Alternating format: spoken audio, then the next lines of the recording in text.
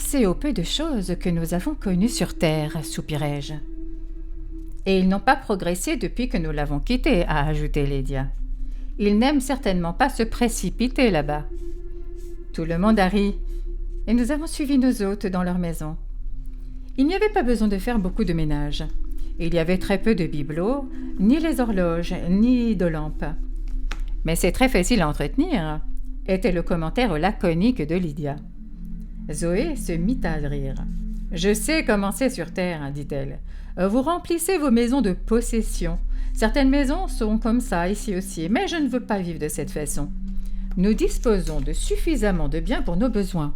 Et si nous avons besoin de quelque chose de plus, nous le créons, tout simplement. » J'ai regardé mes pieds. Je portais des sandales, et le sol était agréablement moelleux. Il était recouvert de jolis tapis de diverses couleurs. Il n'y avait pas de rideaux. Les fenêtres étaient dégagées et donnaient l'impression que les pièces étaient plus grandes. Elles permettaient de profiter pleinement du jardin, luxuriant, qui se trouvait à l'extérieur. De plus, les cadres des fenêtres et les meneaux étaient magnifiquement sculptés et ornés. Les plantes étaient omniprésentes, même à l'intérieur de la maison. Lydia n'avait pas manqué de le remarquer non plus. Il y avait tout de même quelques sièges recouverts de tissus légers assortis au mur. Nous n'avons pas vu de tableau ni d'étagère, mais un des murs du salon était comme un écran sur lequel on pouvait projeter des films. On y voyait constamment des images aux couleurs neutres, la plupart du temps des plantes, des parcs ou d'autres motifs représentant la nature ou les animaux. Un chien, un chat et un autre animal de compagnie plus petit et difficile à reconnaître étaient sur le canapé et nous observaient. Lydia, bien sûr, s'est précipitée pour les caresser et s'en occuper. Cependant, ils n'ont pas réagi à ces caresses et sont partis. Il n'y avait pas de cuisine. Tout ce que l'on désirait pouvait être invoqué. Nous nous sommes assis à une table avec nos hôtes et ils nous ont dit alors « Mangez ou buvez ce que vous voulez. Vous n'avez qu'à dire ce que vous aimez. » Comme nous avions encore notre corps physique, nous avions plutôt faim. Mais je n'ai jamais été très bon cuisinier et j'avais du mal à réfléchir à ce que nous devions demander.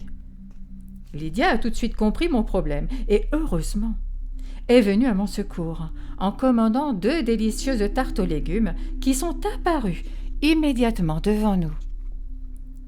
Elle a ensuite ajouté du pain, du beurre, du fromage et du café, qui se sont également relevés sur la table. Quel endroit agréable à vivre!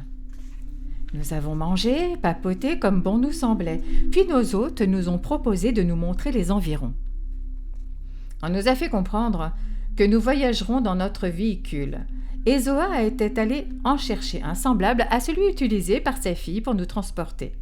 C'était peut-être le même. Elle nous a ensuite répété ce que Kira nous avait déjà dit, c'est-à-dire qu'il n'y avait pas beaucoup d'habitants ici, ni de ville ou de village, mais que tout était très individuel et distinct. Il n'y a pas non plus de magasins, car les services qu'ils proposent sont devenus obsolètes. Il y avait cependant des chemins de promenade que nous suivions en permanence. Ces chemins étaient incroyablement bien entretenus et les bordures étaient de véritables œuvres d'art. Il y avait des fleurs et des clôtures. Nous passions fréquemment sur des ponts qui traversaient des ruisseaux ou des rivières. Et le climat était agréable et chaud. Le soleil n'était pas impitoyablement brûlant, mais il brillait gentiment. « Sommes-nous à l'extérieur de la planète ou à l'intérieur ?» me suis-je demandé. « À l'intérieur, bien sûr !» répondit Zanira. « L'extérieur est inhabitable, tout comme celui de la Terre le sera prochainement. Vous avez détruit votre Terre, et cela ne tardera pas à se manifester. L'intérieur des planètes d'Andromède était en fait déjà habité il y a plusieurs milliers d'années. En fait, toutes ces planètes habitées de notre univers ont une population située à l'intérieur.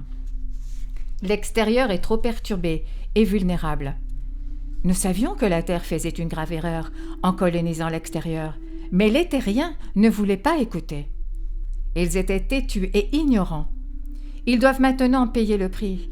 À présent, Agartha a pour mission d'aider à donner un sens à votre monde. » Je ne savais pas cela, je me suis exclamée.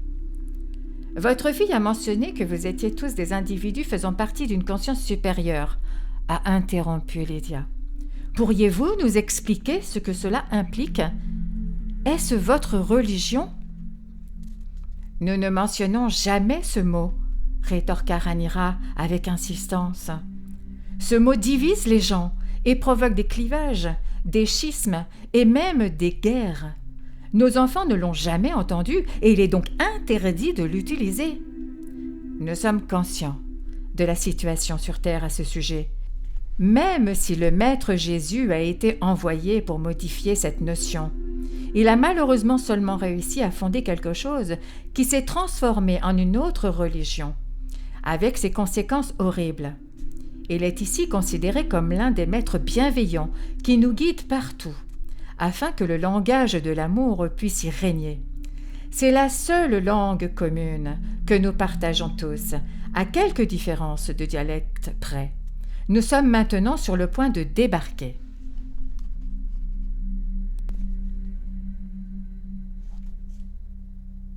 Le véhicule s'est doucement arrêté et nous avons fait face à un bâtiment extrêmement haut, comme un gratte-ciel, mais plus large que la normale. Lydia a compté 11 étages, nous a-t-elle dit plus tard, mais ce qui ne semble probablement pas si haut pour les terriens. En fait, ce n'était pas du tout comme un gratte-ciel classique. Celui-ci était construit avec le même matériau translucide et scintillant que la maison de nos hôtes. J'étais sur le point de demander ce que c'était, quand Rhaanyra a anticipé ma question. « Si vous vous demandez quel matériau de construction nous utilisons, a-t-il déclaré en souriant, vous ne trouverez rien de semblable sur Terre, car il est unique à Andromède. Cependant, nous l'avons expédié sur d'autres planètes, par exemple Sirius. C'est un matériau remarquable, dans la mesure où les plantes le sollicitent. Il est extrêmement facile à produire, c'est pourquoi vous voyez une telle prolifération de plantes en fleurs sur cette planète. On peut trouver ce matériau partout. C'est une sorte de roche composite, permettant la croissance optimale des végétaux. C'est pour cette raison que nous n'avons pas de mauvaises herbes ici. Elles s'éloignent de ce matériau exceptionnel. Cette planète d'Andromède est parfois appelée la planète des fleurs. Vous comprenez maintenant pourquoi. Nous allons entrer dans notre salle de réunion. Venez. Rhaanyra et sa femme se sont précipités sur les marches abruptes qui menaient à l'entrée du gratte-ciel. Une fois à l'intérieur, nous sommes montés dans un ascenseur constitué d'une plateforme circulaire, avec un poteau au milieu pour s'y accrocher. Lorsque nous sommes arrivés au sommet, nous avons d'abord été très surpris, car nous pensions être suspendus en l'air. Heureusement, nous avons vite découvert que nous étions debout et que nous nous promenions sur une espèce de ballon de verre, depuis lequel la vue panoramique était la plus merveilleuse qui soit. Nos hôtes ont ri de bon cœur en voyant notre inquiétude injustifiée. La vue était difficile à décrire, mais d'une beauté étonnante. On aurait pu s'attendre à voir une ville en contrebas, mais il n'y avait que quelques petites maisons, entourées de beaux jardins, parsemés ici-là, au milieu de la campagne. Au loin se trouvait un lac relativement grand, dont les vagues ondulaient et scintillaient. Des bateaux y naviguaient. De si loin, ils semblaient tout à fait ordinaires, à l'exception de leurs voiles, qui étaient bizarrement positionnés et dont les couleurs étaient fouillis. Puis nous sommes redescendus avec nos hôtes via un petit escalier en colimaçon qui conduisait à l'étage, situé sous la terrasse vitrée réservée aux spectateurs. Nous sommes alors rentrés dans une grande salle avec une scène à l'arrière. Sans ce décor un peu particulier, cette salle aurait bien pu être un théâtre comme en Suède. C'est une des salles de conférence, a expliqué Zoa. Il y en a plusieurs, grandes et petites. Nous prenons ensemble les décisions concernant la plupart des domaines et il y a différents clans qui mettent à profit leurs compétences spécifiques sur des sujets tels que la culture, l'architecture, l'aménagement des routes, des hôpitaux, etc. « Des hôpitaux ?» s'est exclamé Lydia. « Ça existe sur cette planète ?